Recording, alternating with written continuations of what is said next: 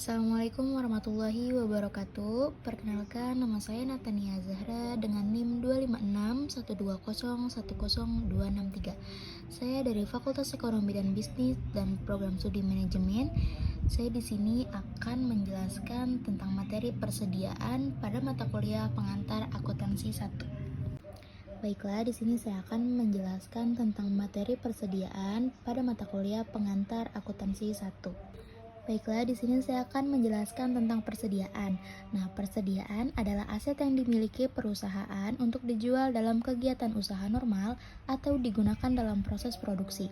Nah, persediaan juga termasuk aset lancar karena diharapkan habis atau dijual dalam satu periode akuntansi. Kemudian selanjutnya di sini ada tujuan pembelajaran. Nah, di sini ada beberapa tujuan pembelajaran, di antaranya ini memahami pengertian dan peran persediaan, menjelaskan pengendalian persediaan, membedakan sistem pencatatan persediaan, memahami metode penilaian persediaan, menghitung harga pokok penjualan dan persediaan akhir, dan menjelaskan penilaian persediaan dalam laporan keuangan. Selanjutnya ada pengendalian persediaan. Nah, yang dimana di sini ada melaporkannya dengan benar dalam laporan keuangan dan juga melindungi persediaan dari kerusakan atau pencurian. Selanjutnya di sini juga ada melindungi persediaan, yang dimana pengendalian atas persediaan harus segera dimulai saat persediaan diterima. Dan juga di sini berikut merupakan dokumen yang sering digunakan untuk pengendalian persediaan. Yang pertama ada pesanan pembelian, yang kedua ada laporan penerimaan, dan yang ketiga ada faktur pemasok. Kemudian ada pesanan pembelian atau purchase order, memberi wewenang atas pembelian suatu barang dari pemasok, dan juga ada laporan penerimaan atau receiving report, harus dilengkapi sebagai catatan awal penerimaan persediaan.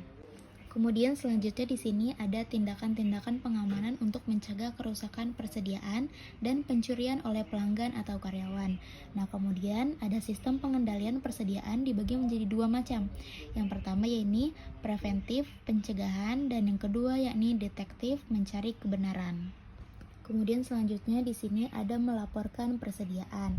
Yang pertama ada perhitungan fisik persediaan atau jumlah persediaan harus dilakukan mendekati akhir tahun.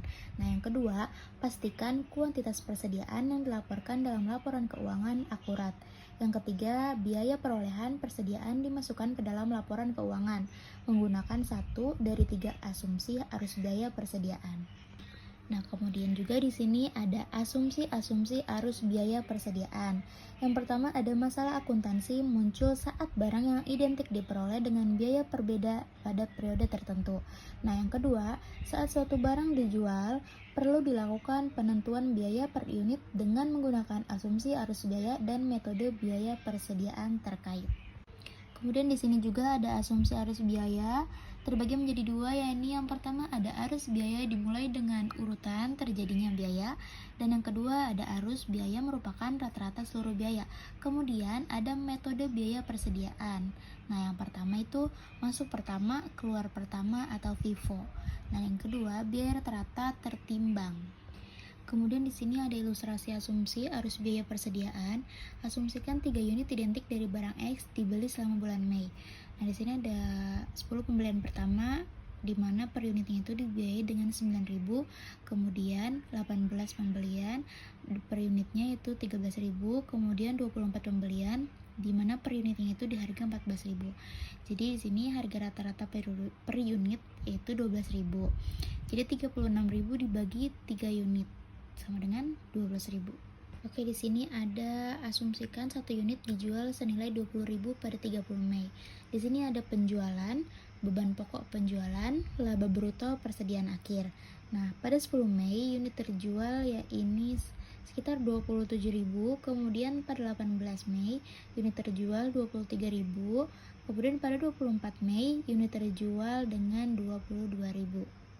Kemudian di sini ada metode biaya persediaan identifikasi spesifik. Nah, yang pertama ada unit yang terjual dikenali dengan pembelian tertentu atau bisa disebut dengan spesifik. Dan yang kedua, persediaan akhir terdiri atas banyaknya unit yang tersedia dalam persediaan. Yang ketiga sebagai contoh, jika pada 18 Mei unit yang terjual adalah berikut. Yang pertama, biaya yang dibebankan pada unit terjual 13.000. Yang kedua, laba brutonya sebesar 7.000 dan persediaan akhirnya sebesar 23.000. Kemudian di sini juga ada metode biaya persediaan masuk pertama, keluar pertama atau first in and first out dalam FIFO. Nah, yang pertama di sini ada diasumsikan unit yang terjual adalah unit yang dibeli pertama atau yang pertama dibeli. Nah, yang kedua, di sini ada persediaan akhir berasal dari barang-barang yang dibeli paling akhir. Dan kemudian di sini juga ada metode biaya rata-rata tertimbang, yang dimana ada beban pokok penjualan dan persediaan akhir ditentukan dengan metode biaya rata-rata tertimbang. Di sini ada metode biaya persediaan, pembelian, metode FIFO. Ada laporan laba rugi, penjualan, beban pokok penjualan, laba bruto. Kemudian ada posisi keuangan, ada persediaan, metode biaya rata-rata tertimbang, ada laporan laba rugi, penjualan, beban pokok penjualan, laba bruto. Kemudian ada laporan posisi keuangan, ada persediaan. Kemudian di sini ada metode biaya persediaan dalam sistem persediaan perpetual. Data barang 127B digunakan sebagai ilustrasi sebagaimana ditunjukkan pada tabel berikut. Sistem pencatatan persediaan dibagi menjadi dua jenis. Yang pertama ada sistem perpetual dan yang kedua ada sistem periodik. Sistem perpetual yaitu item barang dagangan sedikit tapi nilainya besar. Dan kemudian kalau sistem periodik ini item barang dagangannya sangat banyak namun nilainya kecil. Kemudian di sini ada Januari. Selanjutnya ada metode masuk pertama, keluar pertama atau FIFO.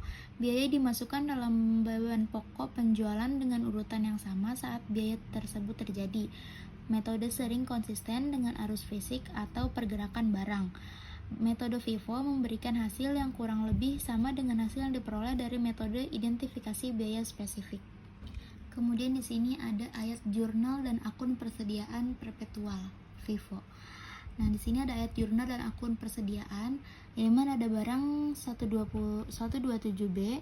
Nah, di sini ada pembelian, beban pokok penjualan, dan persediaan. Nah, dalam pembelian ini ada tanggal, kuantitas, biaya per unit, jumlah biaya. Kemudian pada beban pokok penjualan ada kuantitas, biaya per unit, jumlah biaya. Kemudian kalau di persediaan ada kuantitas, biaya per unit, dan jumlah biaya. Selanjutnya ada metode biaya rata-rata tertimbang.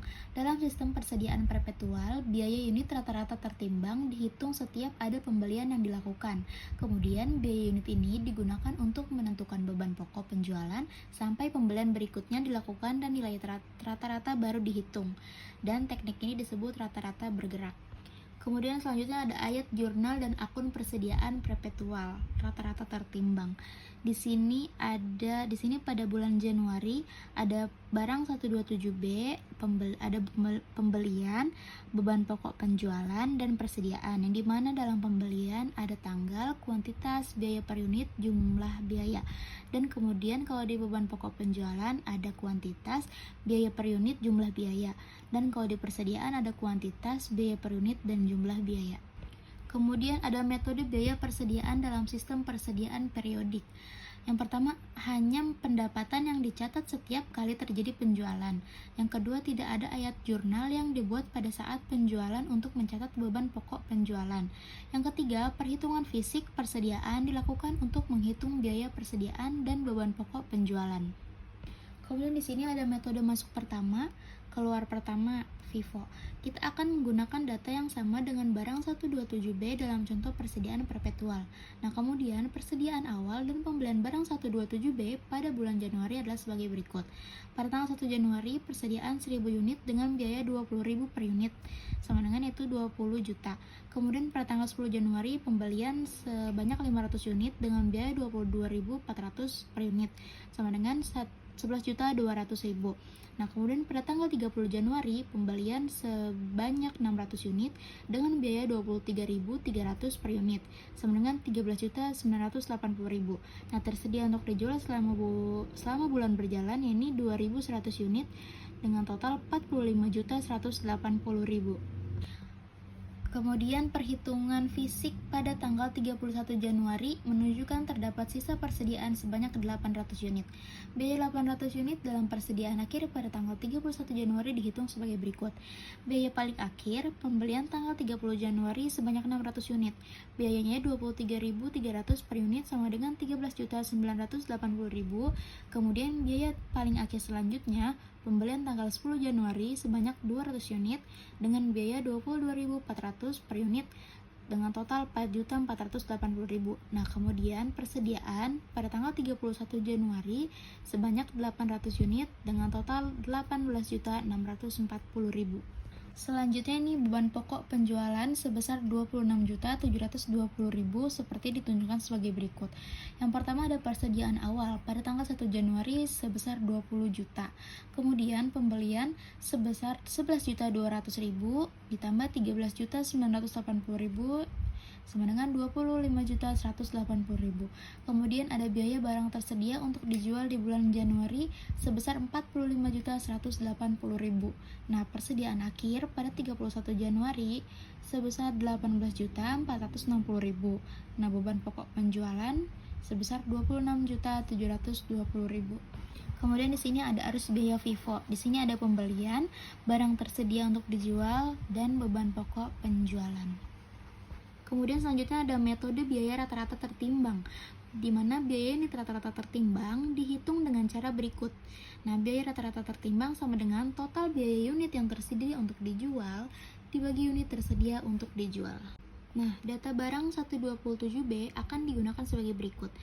Yang dimana biaya unit rata-rata tertimbang, total biaya unit tersedia untuk dijual per unit tersedia untuk dijual.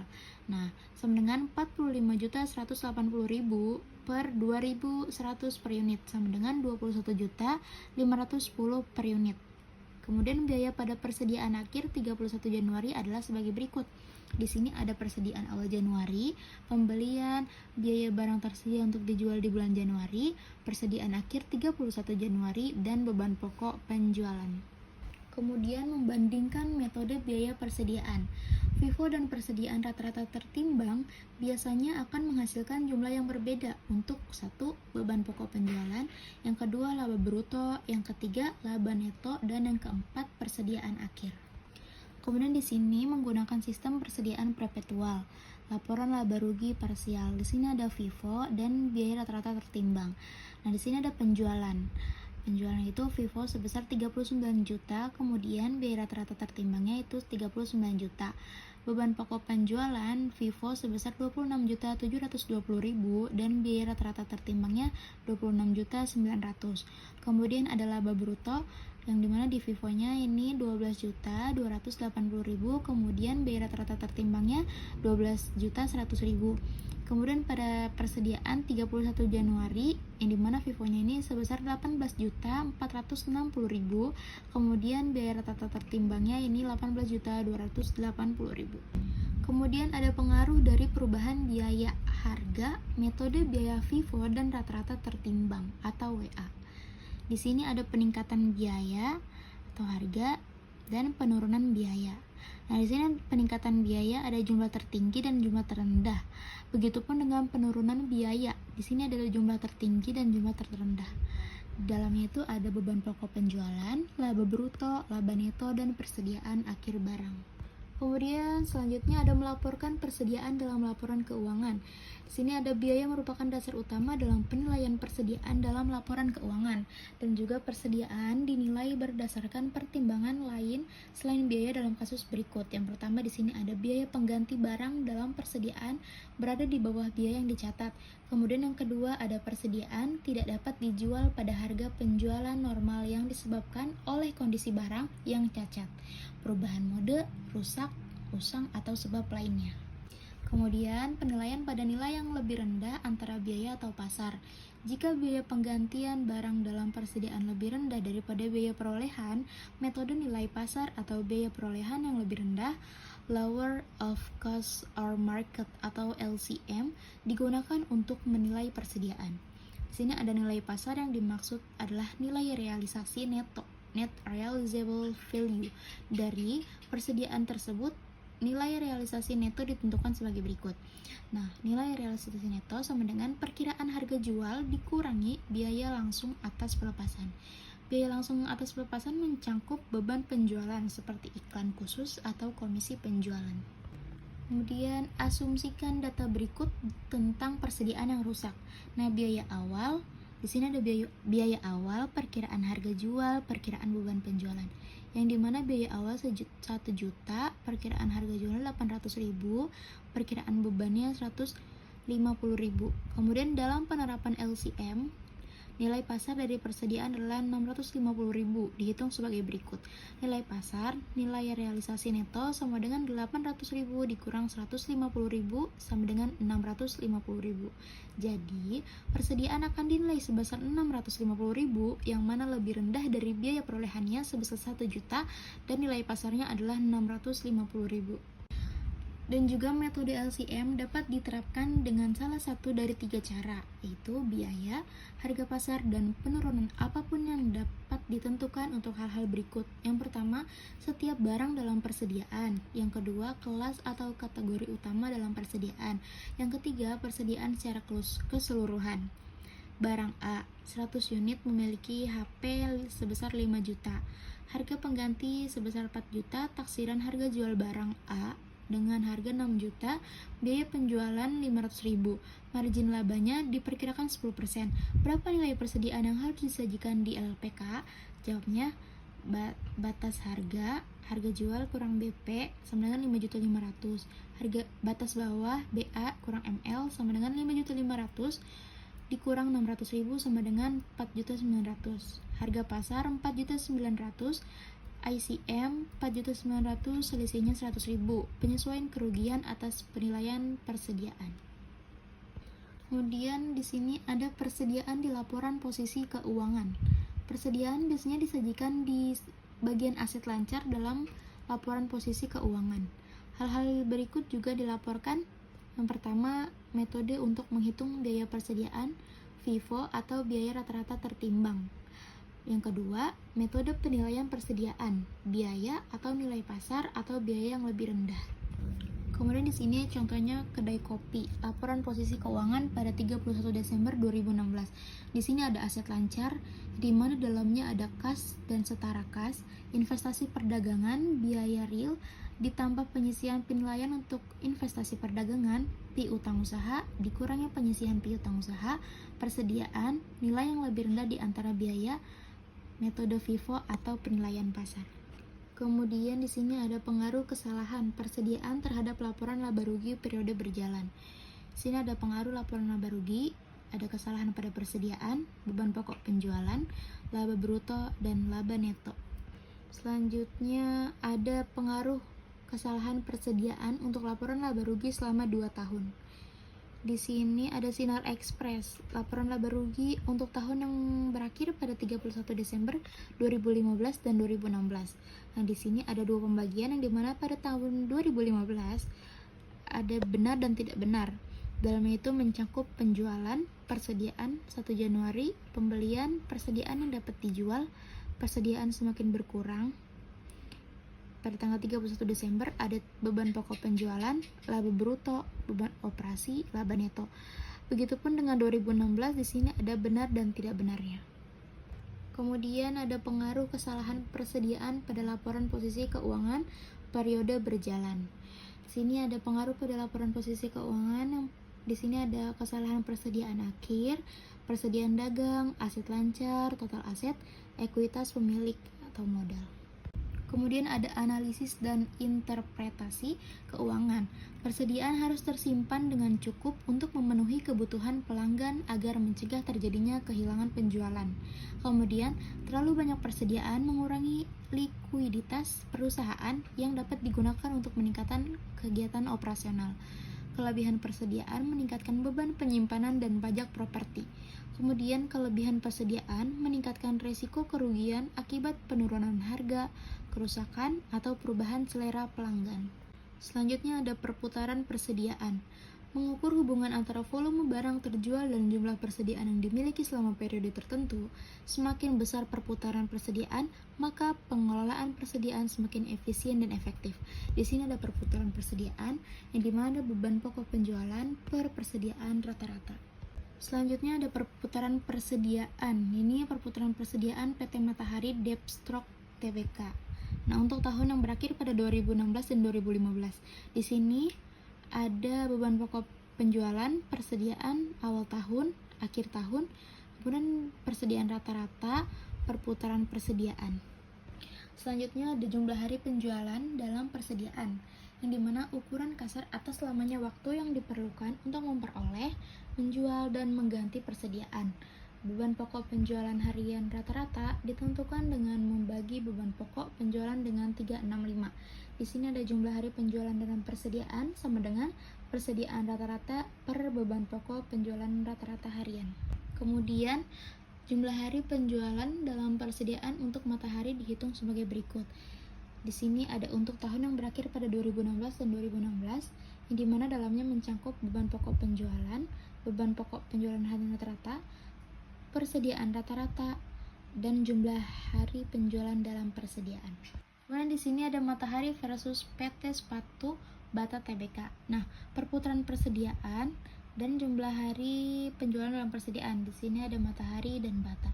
Yang dimana Matahari pada perputaran persediaan 3,7 dan Bata 1,9. Jumlah hari penjualan dalam persediaan pada Matahari 99,2 hari, kemudian pada Bata 195,1 hari.